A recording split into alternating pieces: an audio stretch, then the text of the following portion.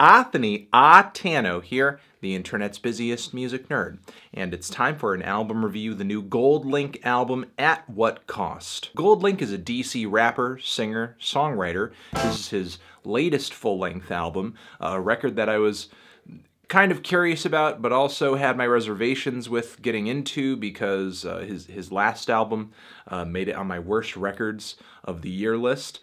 Could not stand that record. Not going to go too deeply into it now. I could waste this entire review rehashing what I dislike about that album.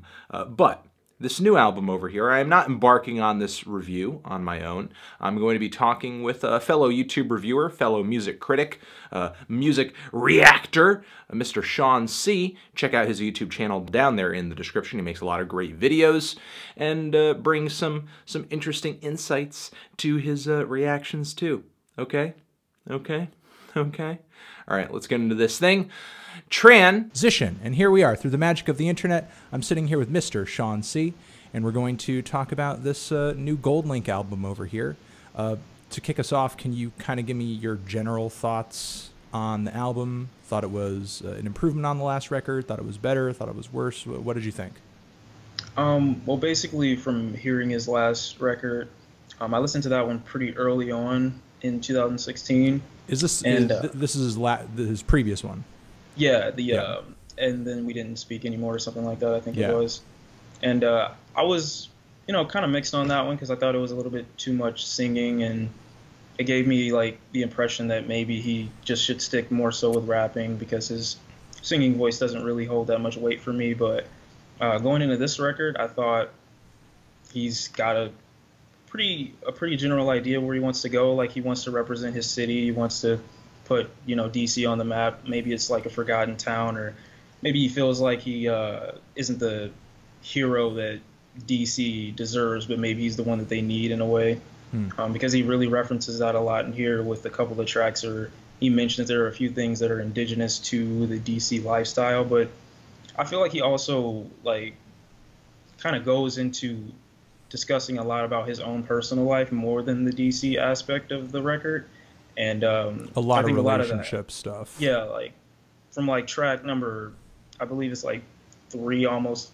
He mentions it a lot throughout the album, but there's a point where it's just back-to-back relationship songs. And since I already feel like his singing voice or harmonizing, it just doesn't hold that much weight for me. It just comes across like he's this motionless, lifeless being on a track sometimes, and that can really suck the life out of a song for me.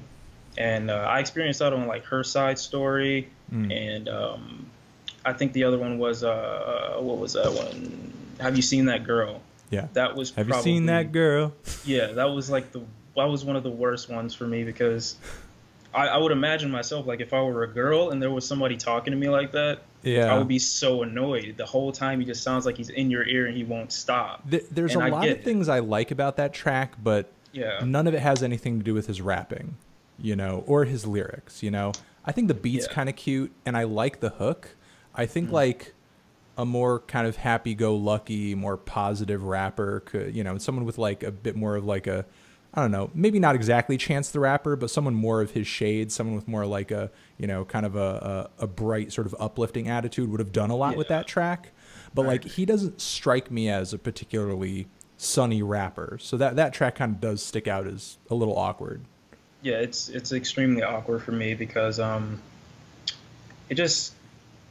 it's not like his lyrics are bad or anything like that, because he's definitely a really, I wouldn't say he's this amazing rapper, but he's definitely somebody who I would set a bar for, and he reaches that at the very least for what I would consider what you need to have to be a good or a decent rapper.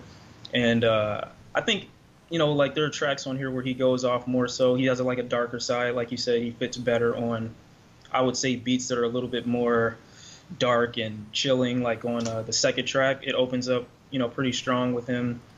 I would say rapping, again, decent, nothing too crazy with the lyrics, but he knows how to flow, and I feel like he, knows the direction where he wants to take a song.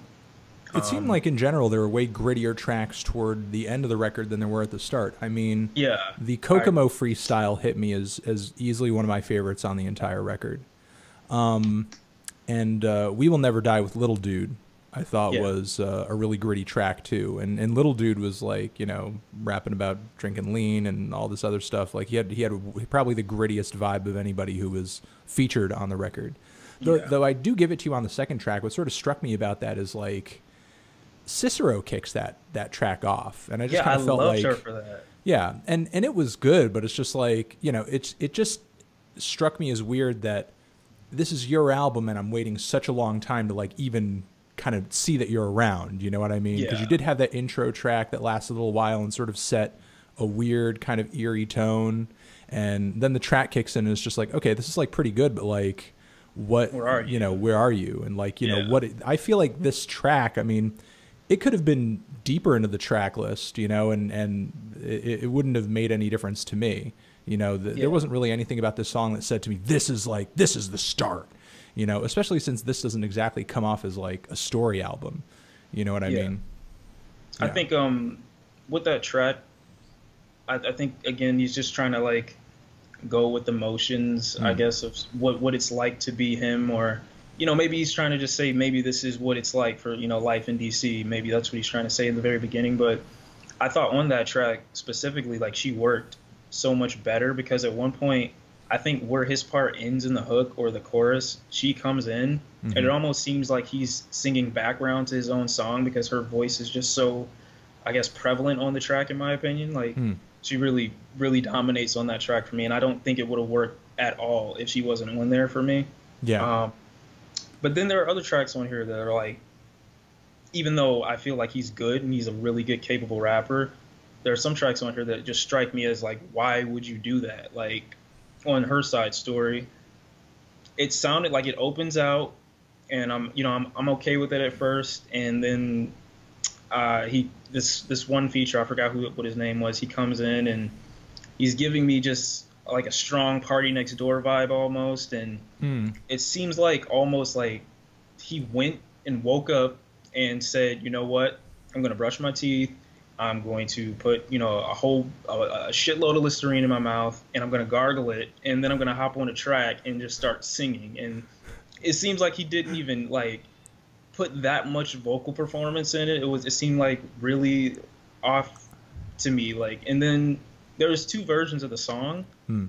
They released one in November, I believe, and this is the one. Yeah, the Gold Link is on this one. I actually prefer the one that they released in November, even though I didn't like the song. It was still, I didn't think it was that great, because Gold Link again took some of the life out of the track. I mean, that is one of the tracks that stuck out to me as like, this could have been much better if he just gave a slightly more impassioned performance.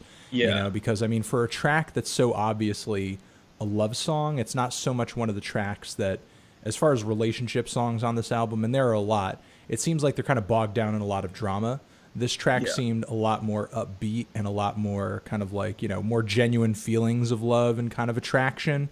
But like that just didn't really come through in his voice, you know, and that's the thing. It's like he constantly wants to kind of come in this direction, but there's like nothing all that warm or inviting about his voice or his tone or his inflection. You know, there's almost like something kind of monotone about it, like you were saying earlier.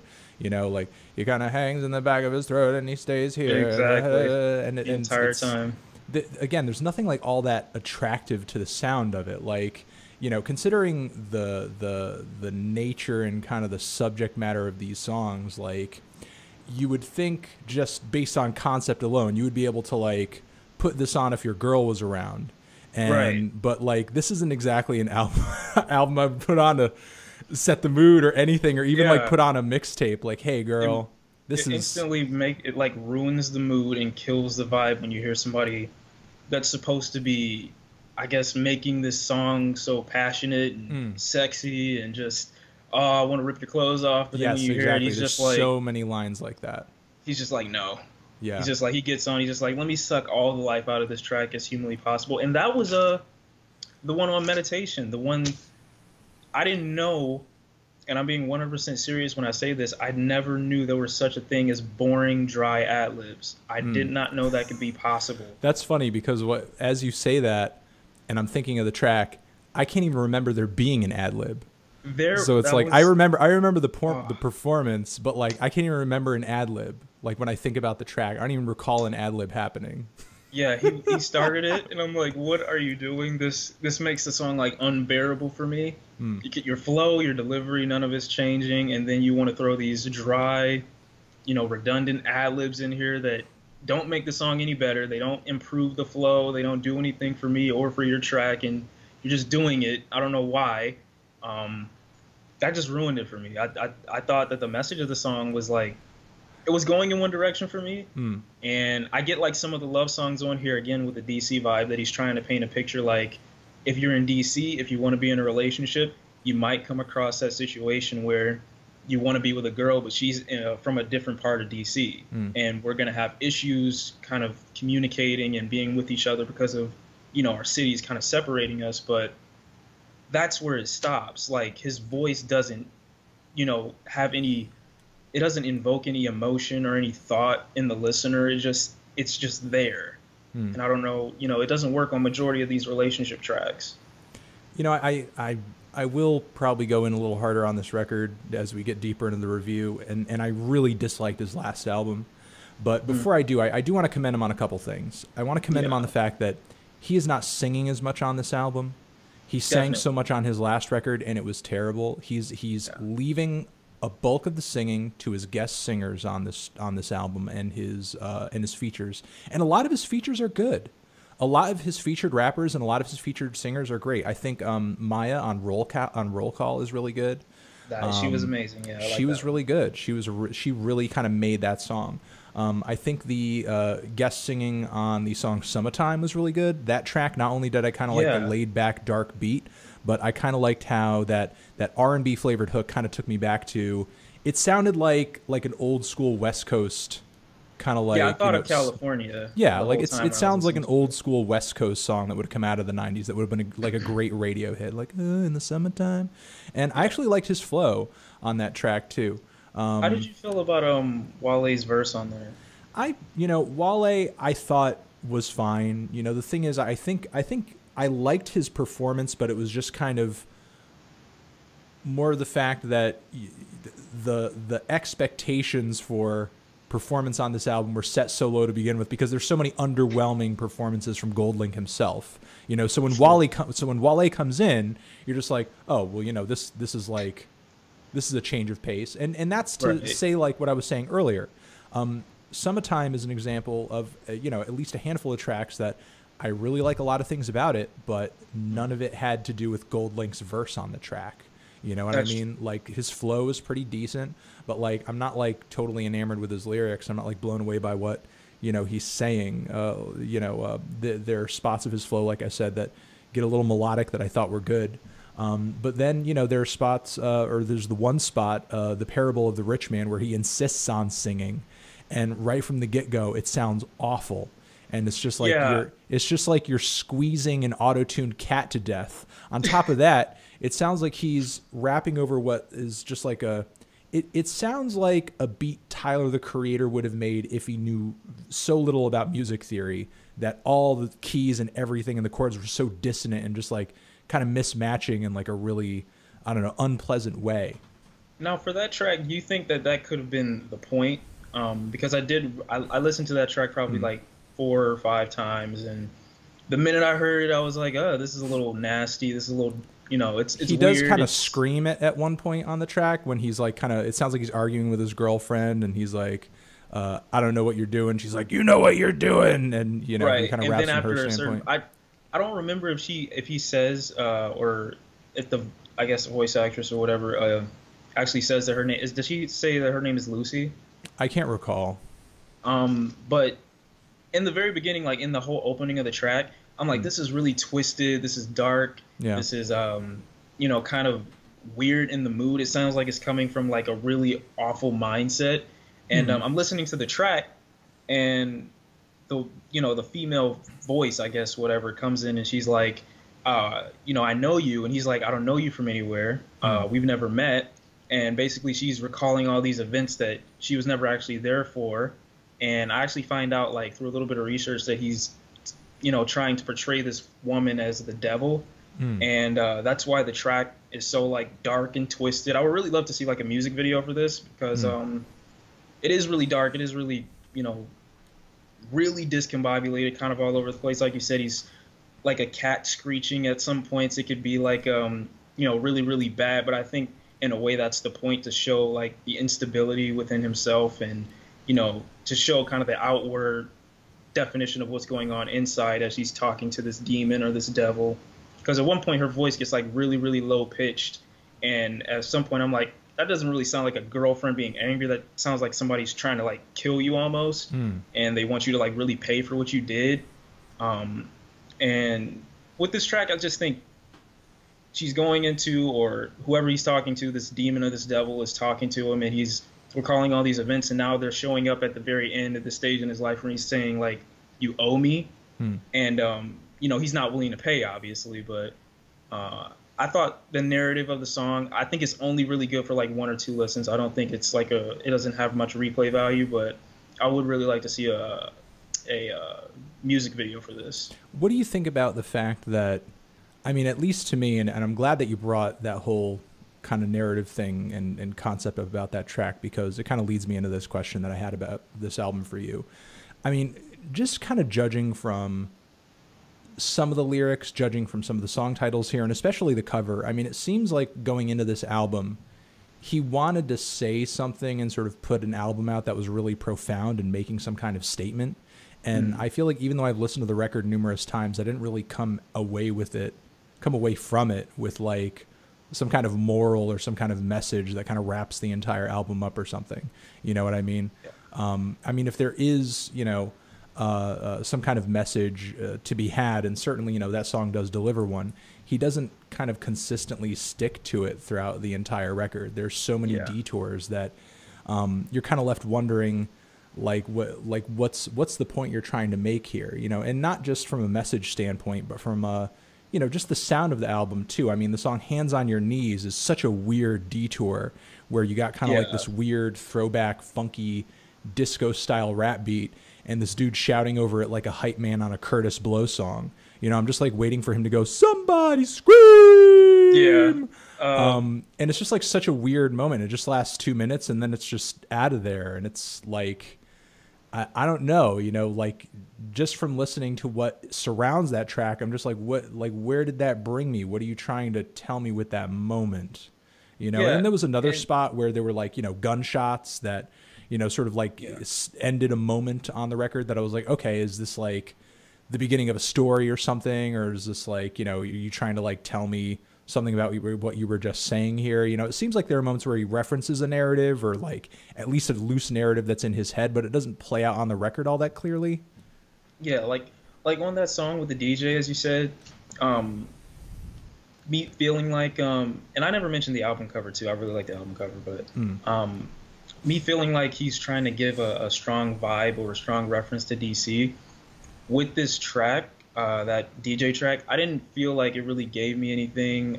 He's trying to paint a picture as if some of this stuff is indigenous to DC, and it's not. And so when you hear a track like the one where it features the DJ, I'm just kind of put off. Like I could literally go to any party when I was 17 years old and hear some shit like this. And I'm like, why does this deserve to be on the album? What does this give me? What story does it add? Does it add any narrative to the life of DC? And I didn't feel like it did, so I didn't feel like it needed to be on the track listing. There are some other parts on here where he slowly kind of inches into, referencing life in DC, like the track that features Lil Dude.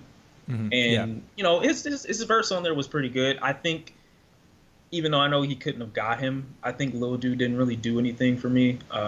Honestly, if he really could have, this is the first and only time I would have preferred somebody like Gucci Mane on the intro of that song, and then GoldLink come in and he do his thing, and again he's given some references to DC, but it's not strong enough to be like, oh, this whole album is like really cohesive and you really met the mark when you were trying to let people know about your hometown. I didn't feel like that at all with this album. He just put a bunch of tracks together, and I guess maybe he wanted to have a concept, but at the end of the day, he didn't really deliver any message. Yeah. And I mean, I pretty much feel the same way, although again, even though I'm pretty indifferent toward this record, I don't dislike it as much as his previous one. I do think in a lot of ways it's an improvement. I think on this record he clearly has a better ear for production. There's better song structure on here. You know, even when there are moments where he underwhelms me, there's a decent beat, a good hook, or an appearance from another person comes in, and it's like, you know, it's at least listenable. And another thing that I want to give him, something that sort of makes me continue to hope that maybe in the future he improves on this stuff and actually comes through with a great record, is that he's one of the few artists out there who is really trying to go the distance with this hip house sound, you know, because there's so many beats on this record that, you know, maybe they're a little jazzy or something like that, or, you know, different musical influences, but a lot of them have that driving four to the floor kick drum. And that's just not something you catch a lot of rappers on unless they're trying to like overtly make some kind of chart topping party track, you know? Yeah. And he's like trying to make this low key, somewhat thoughtful, somewhat profound, mostly personal hip hop music, but with those clear house influences in his instrumentals. And again, that's just not something a lot of rappers are doing right now. Yeah, I got to give him a lot of credit for that because as far as sound is concerned, this thing does stick to, I guess, what he wanted it to. He definitely did like have a lot of cohesive sounds in this project. I thought like there was, and for it to be so cohesive, I thought that there was nothing on here that really reminded me of any of the previous tracks. I didn't really think about anything on here again after I heard it, you know, later on down the line.